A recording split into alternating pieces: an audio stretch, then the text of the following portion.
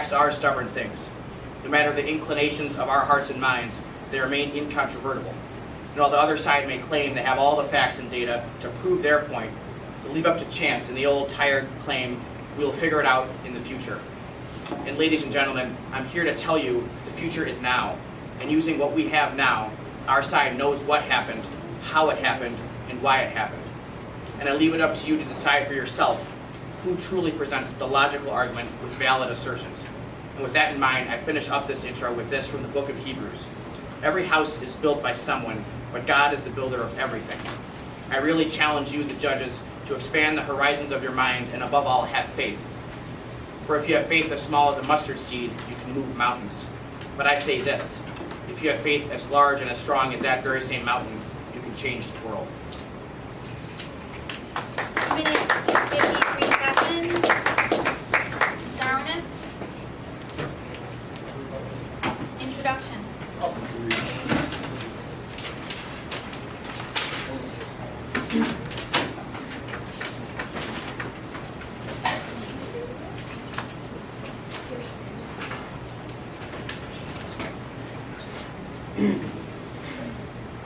Are we ready?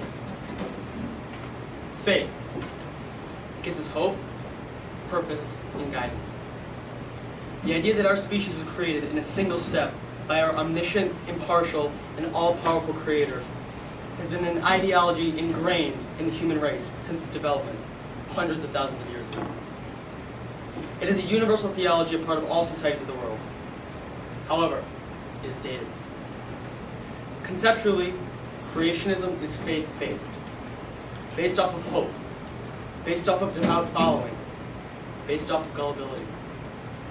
Our point is to not be prejudiced against religion, but instead, be against those who deny fact. Religion supplies us with answers to otherwise impossible questions. But we are far enough into the modern age to realize that, with all the evidence, facts, and common sense that come with advanced civilization, it is time to realize that Darwinism supplies answers based off of truth, not faith. Both theories seem to be coherent, reasonable explanations of where we came from. On the surface, Darwinism is more complex and at times even more confusing than creationism. This turns many people off from the theory. However, by just digging past surface-level understanding of these ideas, it becomes clear that Darwinism is the more sensible theory. Factually, it is more fluid, more concrete, and more plausible. Creationism is an overall ludicrous and absurd religious theory.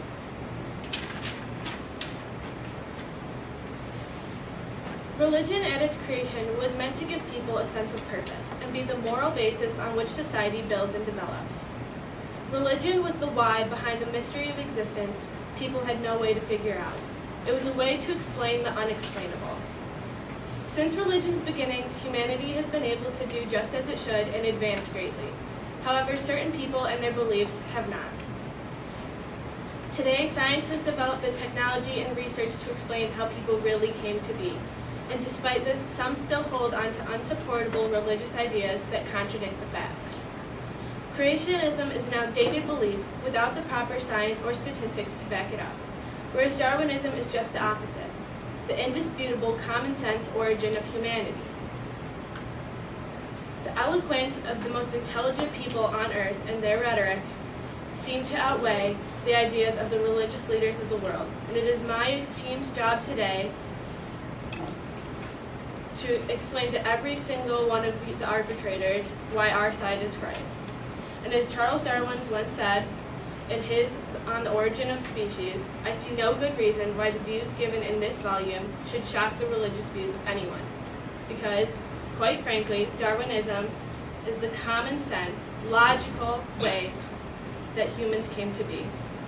When you break it down into a few simple steps, it just makes way more sense than the contradictions that creationists give to us today. 3 minutes, 12 seconds. Point 1. Creationism.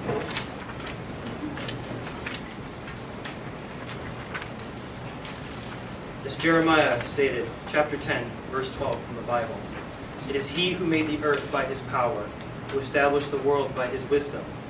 and by his understanding stretched out by the heavens. The significance of Darwinism comes into contrast when compared to the beliefs of creationism. The laws of nature are just.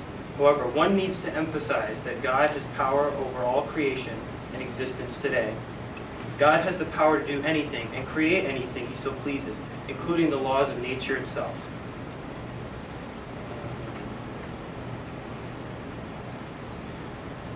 God has the power to create anything he so pleases with something as newly discovered as evolution. It's clearly coherent that other matters of nature that exist today in our universe wouldn't be there today if it were not for God's unlimited power. For evolution wouldn't exist if it were not for the first life form to be created under God's power. And the first life form wouldn't exist if our planet didn't exist, which was crafted within God's hand. The solar system, galaxies, universe, beyond were all created under one logical theory, believed to be the Big Bang. However, one question comes into mind upon looking at all creation in this matter. What caused the Big Bang? And what was all of existence at the point before the Big Bang? Science simply cannot explain that question, as one can set aside to just one answer, that God created all of existence. And to that there gets to a point that no matter how much science is conducted, we as creations of God cannot unveil his overwhelming power. The Big Bang is proven real is simply just a release of uncontrolled, overflowing energy.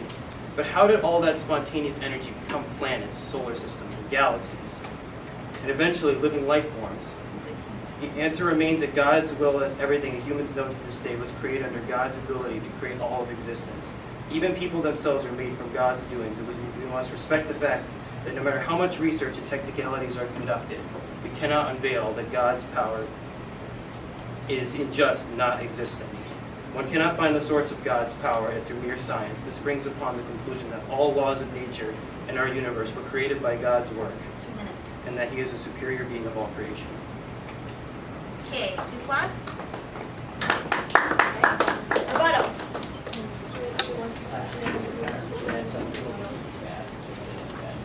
I can do two. You think you got it? Rebuttal. Your time's going, rebuttal. Are you point 2? Wait, Oh, you don't have to get up. You can stay where you're seated. Sorry, we'll clarify that. Can you get up over a ball? You can go first. You could, but just stay where you are because you have to react really fast. So, you're fine, Will. Sorry, I didn't, sit. Oh, I thought it was like the first one. Alright? Alright. Alright, so rebuttal is gonna start right away and you don't move to the podium. I'm sorry to clarify that. You just stay where you're seated. Alright? Rebuttal, go. Harrison and Josh both seem to have different ideas. Like Josh said that they can both coexist, but Harrison said that they cannot.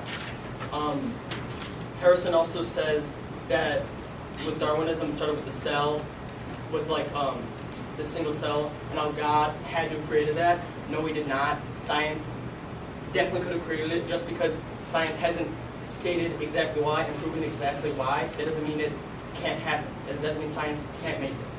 And also, our point is not to say that God's existence or his power isn't real.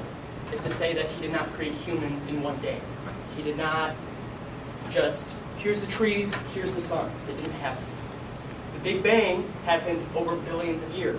It's still expanding. and to add on to Gabe's point, today we're not debating the existence of God. We're not debating the Big Bang. We're not debating the first cell. We're debating humanity. How did humanity come to be? Okay, 1 minute. And we are saying that Darwinism is how humans, the human race, fingers and toes, that's how we came to be. And Harrison, if God is so almighty, why did he... Really, you're really over 1 minute. I gave you a warning. All right, we gotta stop it. Okay, next point. 1 plus.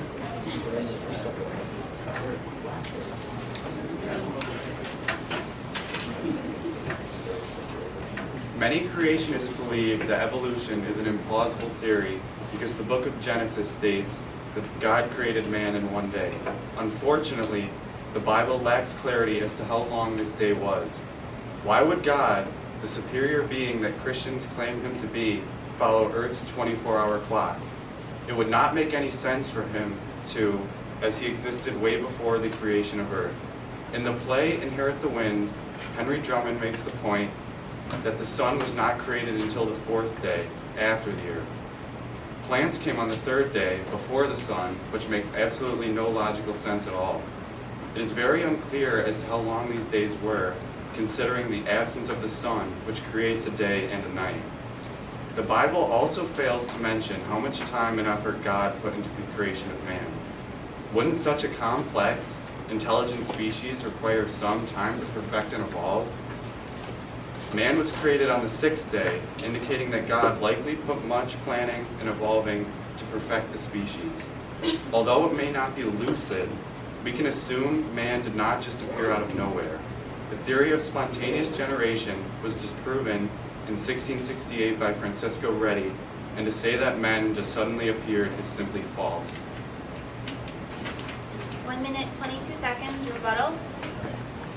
To counteract your idea of spontaneous generation, their experiment was conducted through the use of meat and flies.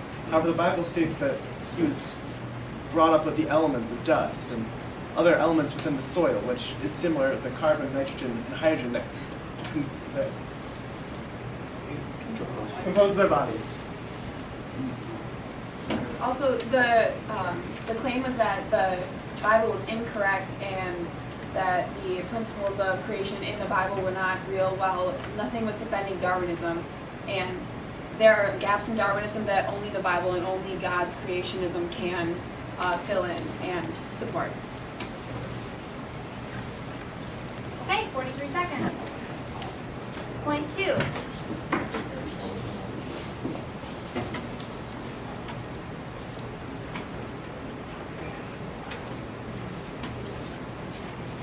The second law of thermodynamics, also known as entropy, states that all things within the universe constantly moves towards a less orderly state.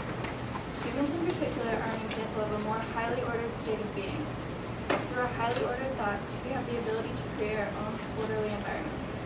Clearly, organisms on Earth are moving towards a more orderly, not disorderly way of life. In addition, there are some holes in the Big Bang Theory that cannot be explained, such as the distance of certain stars from one another.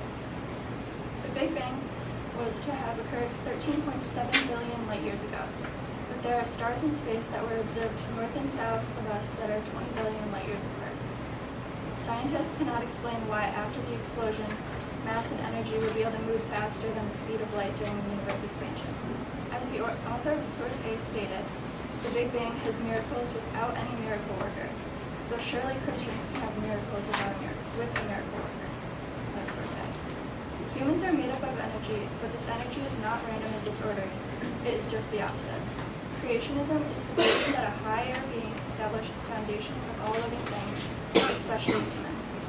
The creation of the universe further supports the idea that there is a God that controls what follows and will vote against the law of thermodynamics. If that were all, then it would be no problem at all to say that God could have created a whole chain of photons, which fell like Earth, already on their way. Source A. Along with intelligent human designs, they were not created to follow the laws of science. Science can not only support evolution, but it can support creationism as well. The implication that human existence is a highly probable, non-random existence supports the idea that there is a cohesive plan behind the creation of our world. 1 minute, 49 seconds, rebuttal. You guys seem to think the idea that. What? Go. So you said that the Big Bang, like there's not enough evidence to prove it, but there's still evidence that the reason the Big Bang is still going on, that the universe is still expanding, and that's why there's stars and planets still moving and becoming farther away. You guys seem to say that what created the Big Bang? There has to be a creator to the Big Bang. Then who created the creator? And who created that creator? Something has to have been eternal to create it. The Big Bang, nothingness, is eternal. That's what I think. Also, I think we still keep going back to this Big Bang, which is not the debate. The debate is creationism versus Darwinism, and Darwinism and the Big Bang are not the same thing. You're talking about entropy, but the law states disorder comes without energy. However, scientists have clearly shown 1 minute. how. Okay. Next point. the Darwinist second point.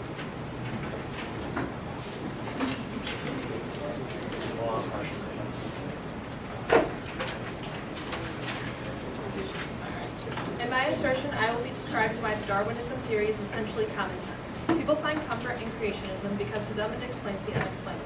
Darwinism, however, explains many of these divine things. Darwinism is a theory created by Charles Darwin, as you may know, that states that species evolve and change over time. Common sense is defined as sound judgment and practical manners. I know this statement may become a topic of discourse, but the two are essentially the same thing. As shown in source G, the belief in evolution is consistently ranked higher than the belief in creationism. Even no opinion ranks higher than the belief in creationism. This is due to the fact that evolution can be explained utilizing science and common sense. Darwinism can be explained very simply to people of all religions, whereas creationism caters only to people of few religions. How was one supposed to believe one human created the sky, moon, earth, water, and over 8.7 million organisms in 7 days? How is this possible? None of these questions are answered in the Bible. In The Origin of Species, Darwin explains that every living organism has an ancestor. Everything on Earth has a heritage and lineage that can be tracked, which is why Darwinism just makes sense. Darwinism is there to explain the most basic things that creationism cannot explain.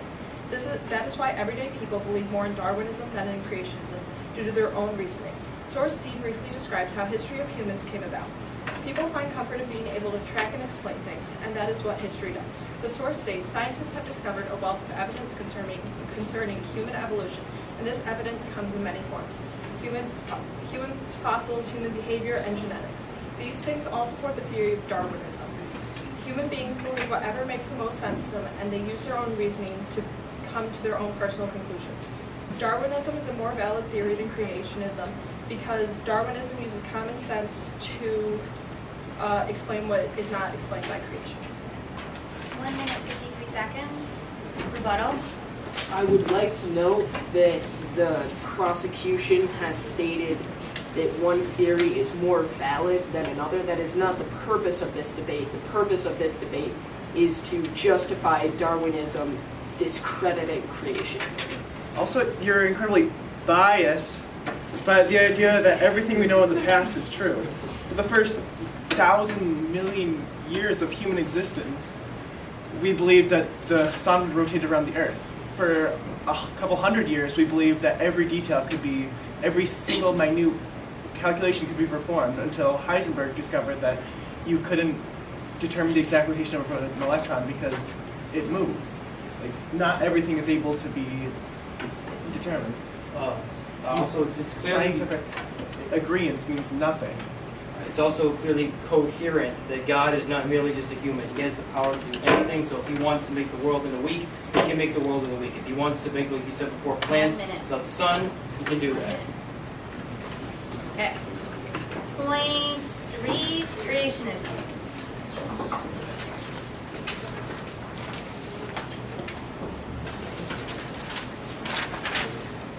Judges, are you okay? Sorry. Haven't checked. Yeah. You guys good? Alright. Go ahead, Colin. In order for me to explain this in a lucid way, let me quickly explain the story of Goldilocks and the Three Bears. As you probably all know, Goldilocks